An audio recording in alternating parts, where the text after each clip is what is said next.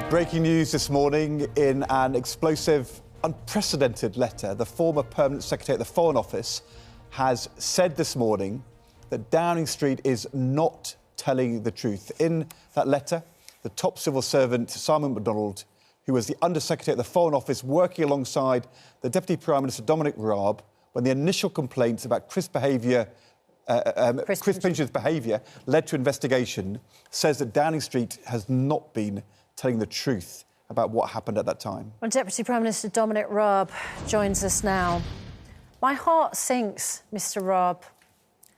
Honestly, if I was somebody who had been the victim of inappropriate behaviour and I was watching this morning and I found out that actually an investigation did happen into complaints of inappropriate behaviour by someone, I believe, your former department, the Foreign Office.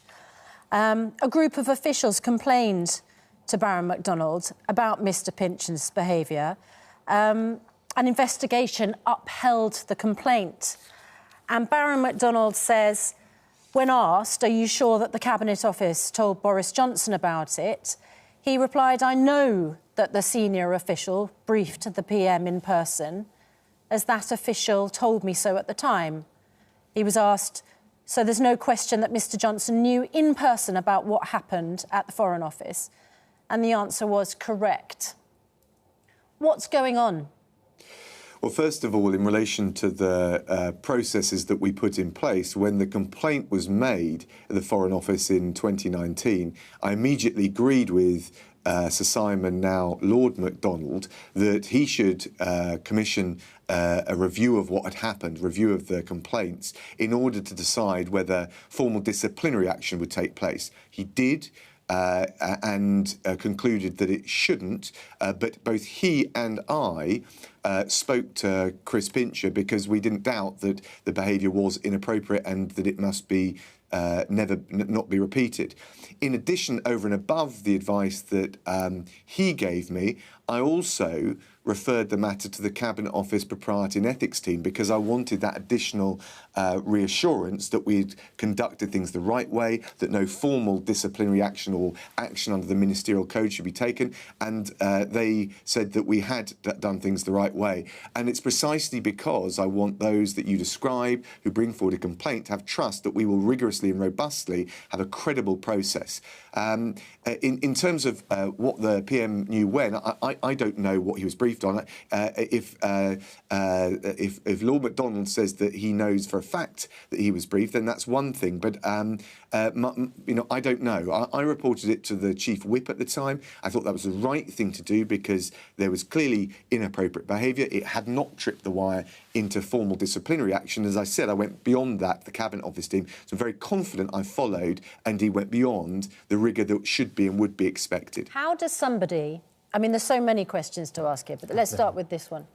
How does somebody who is found guilty by an internal investigation of inappropriate behaviour, because a number of officials complain, how does that somebody, Chris Pincher in this case, get to be Deputy Chief Whip with responsibility for welfare? You say found guilty.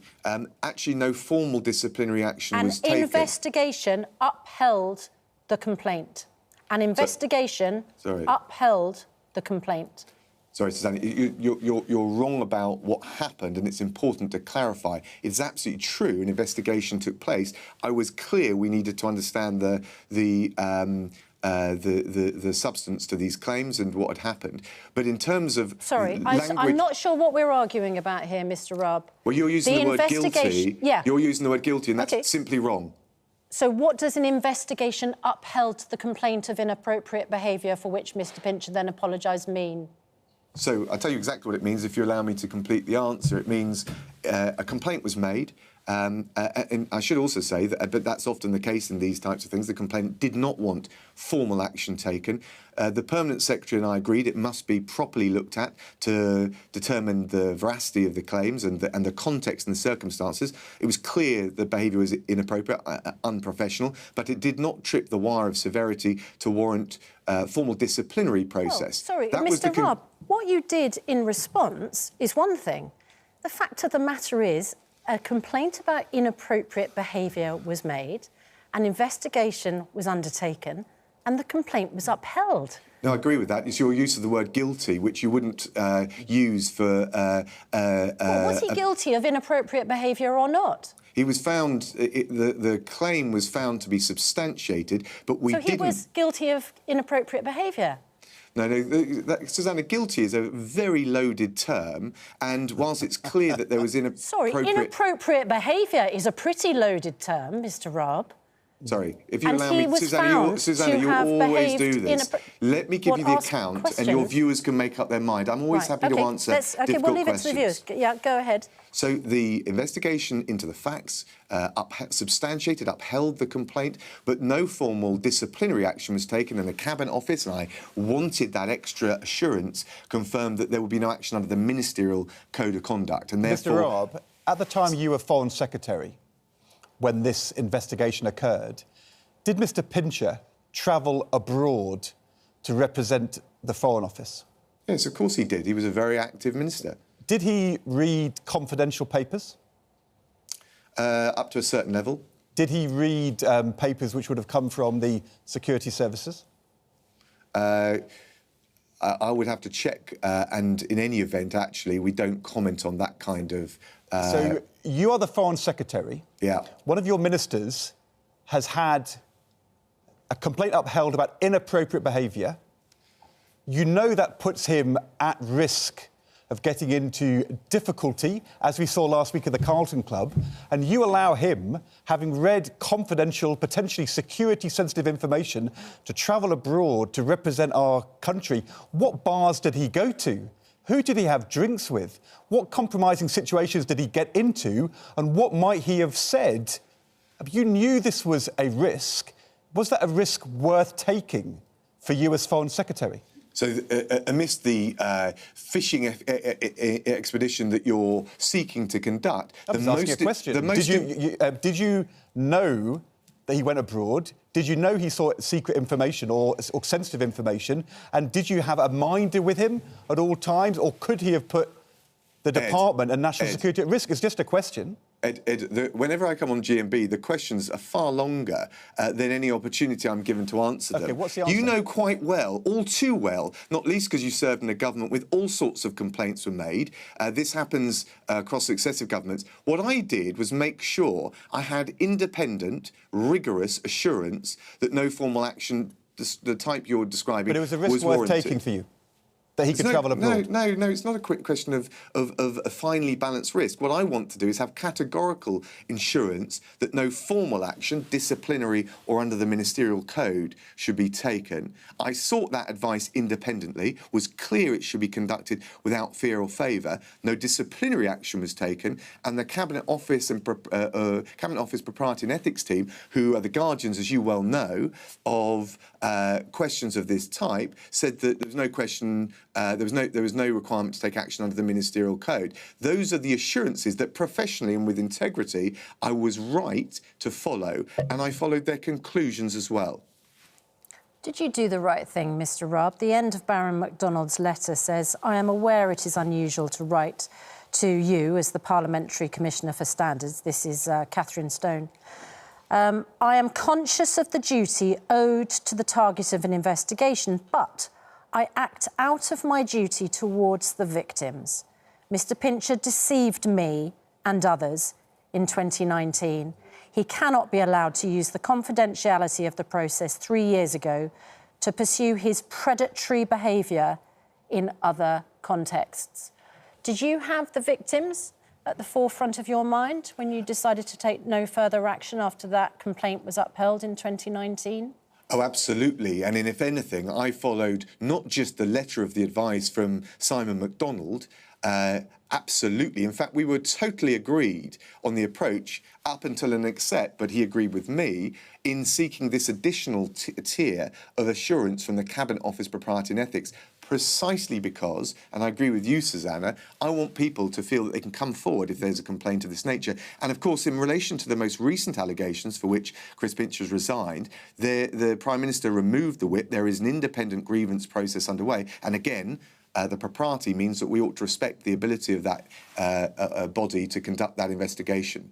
Did the Prime Minister consult you on his reshuffle in February? Well, as Deputy Prime Minister, did he consult you? Not on the appointment of Chris Pincher, no. Really? No. Why? Did you not feel obliged to speak to the Prime Minister and say, you do know what happened in 2019? No, because the reality was I reported the 2019 incident to the Chief Whip. But the critical point in all of this, and you'll know it well, Ed, is that the Cabinet Office Propriety and Ethics team, and there is it doesn't require people to put their hand up. There is a proper set of rigorous checks when any minister is appointed, and the Cabinet Office Propriety and Ethics team, when he was reappointed in February, raised no objection to that appointment. How did somebody against whom an allegation of inappropriate behaviour is upheld get promoted to Deputy Chief Whip? I don't understand it. I don't understand the explanation. You seem to be putting the blame onto the Propriety and Ethics team. You knew what was going on. You knew about the complaints. The Prime Minister knew about them, and he was still appointed Deputy Chief Whip with responsibility for welfare. And you think victims should come forward? You're conflating two things, Susanna. Of course, the same person. And you're not aware, and rightly so, because of the confidentiality of what the inappropriate behaviour that we're talking about was. Well, I can tell you, it's not of the same order remotely of the current allegations for which he has stepped down as Deputy Chief Whip, and for which there is now a formal grievance process. But of course, there's one thing for, and I can tell you, in my time at the Foreign Office, an isolated instance of inappropriate behaviour, meaning someone automatically gets the sack. It's hardly isolated, Mr. Raab. It seems to happen about every month. No. Repeatedly. Be very careful. Tread allegation carefully. after allegation. Ed, tread complaint carefully. after complaint. What I said was, my period at the Foreign Office when Chris Pincher was a minister, this complaint was an isolated complaint. But you have been the Deputy Prime Minister for this whole period, and Deputy Prime Minister, when a cabinet is appointed with somebody you knew who had behaved inappropriately, had allowed to travel abroad and see confidential information, then put in charge of the welfare of members of Parliament. I mean, don't you feel a little bit of remorse? Look, I think it's right that the current set of allegations are rigorously conducted. I look back at what I did, and I think I did exactly the right things. I followed the letter, not just the spirit of what Sir Simon McDonald advised me. We agreed. I went beyond that in seeking the Cabinet Office reassurance. It's not something where you intervene by political fear. That is precisely the wrong approach to take. And the most important thing, looking back, is that I followed the letter, the spirit, and went beyond what was required in terms of the rigour of checking what action should be taken. Mr. Raab, thanks very much indeed. Thank you, Mr. Good Raab. to talk to you. Just want to point out that in the letter, Baron McDonald says, in substance, the allegations were similar to those made about Mr. Pincher's behaviour at the Carlton Club.